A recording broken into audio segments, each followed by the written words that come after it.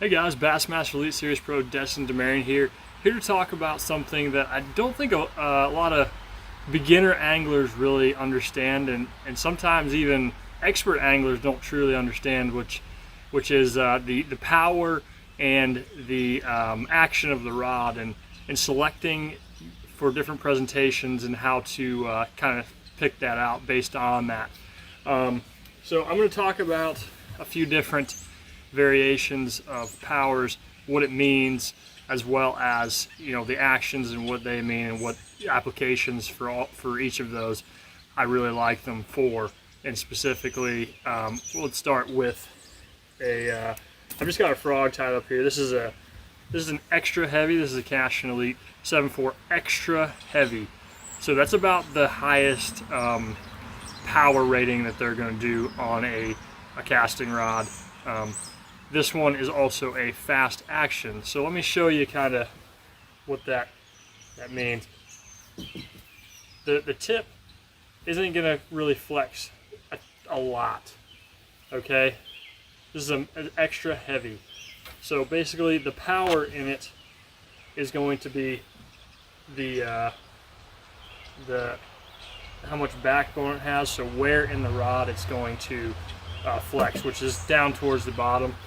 With an extra heavy, it's not going to flex much. It's going to be most of the flex is going to be down towards the end, and it's going to have a lot of backbone. And what I mean by backbone is this section of the rod is going to be very stiff on an extra heavy rod. And with a fast action, it is going to have a little bit more give than an extra fast action, because extra fast is going to recoil quick. So this fast one's got a little bit more give before it recoils. As opposed to the next one we're going to talk about, which would be a moderate fast action to it. So this one is a medium heavy. So medium heavy is kind of in between the lower rating and the extra heavy. So this is a Chatterbait Rod. This is the Icon series. Actually, it's not specifically the Chatterbait Rod, it's the multi-purpose rod, and I love it for a chatterbait based on that moderate fast action. Being a medium heavy, it's got a little bit more flex than, say, that extra heavy. It's going to flex a little bit further down on the rod here. Still got good backbone. It's not like a wet noodle like some of the lesser actions, which we'll talk about here in a sec. But that moderate fast, so it's got a lot more delay in loading up.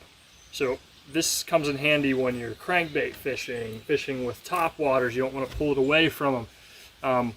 Not a frog specifically though, because it's more of a tight line presentation you want to have. You don't want a moderate fast. You don't want it to delay that much. With the chatterbait, it's great. A lot of times we pull the chatterbait away from a fish. A chatterbait, sometimes a spinnerbait, but I generally don't want a moderate fast for a spinnerbait. I like it for crankbaits. I like it for chatterbaits. I like it for baits where they short strike it a lot. This is, the moderate fast. There's also moderate action. So it's just kind of in between two. I don't see a huge variation between moderate and moderate fast.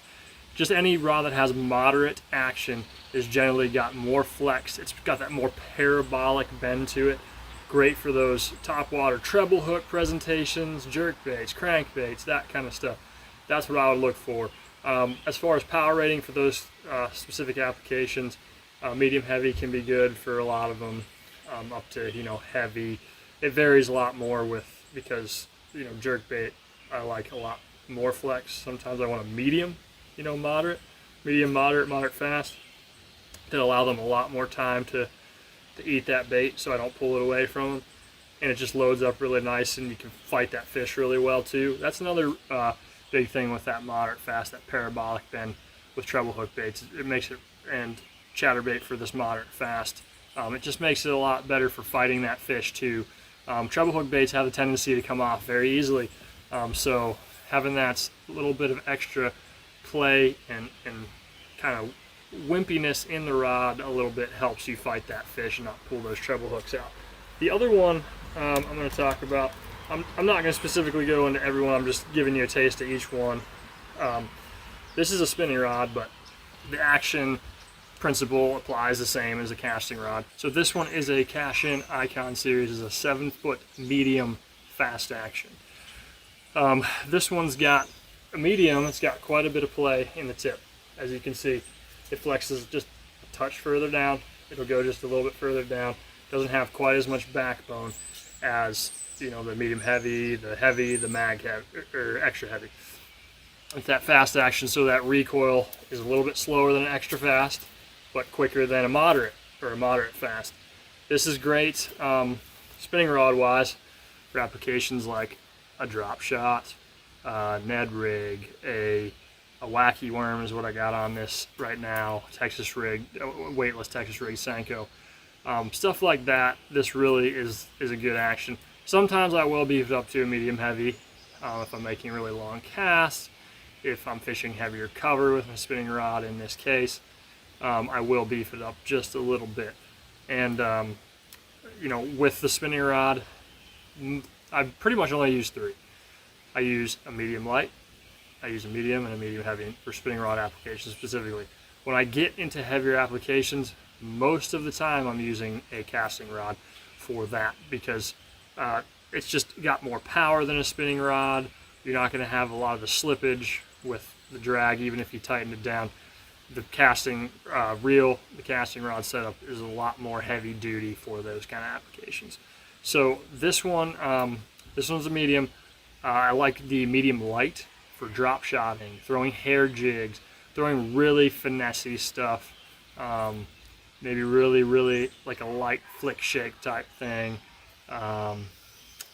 Maybe a really light finesse ball head, swim bait, things of that nature. The medium heavy, it's something I use primarily only if I'm having heavy cover, maybe around docks. If I want to get them out of there quickly, just turn them and get them out of there. I got more power to do so. If I'm fishing, you know, heavier a tube jig, heavier Ned rig, something like that in deep water, because of all that line out, I need that extra oomph to the rod to get that hook set in and keep that fish pegged with all that, you know, resistance with the water in the line. So those are, you know, the primary, you know, powers of rods, actions, and I hope this really helped you guys, and I hope it helps you select the right powered rods, right action rods for the applications that you're looking to do them for. So if you like this, please go like this, subscribe, and we'll be having more content coming throughout the season. Thanks, guys.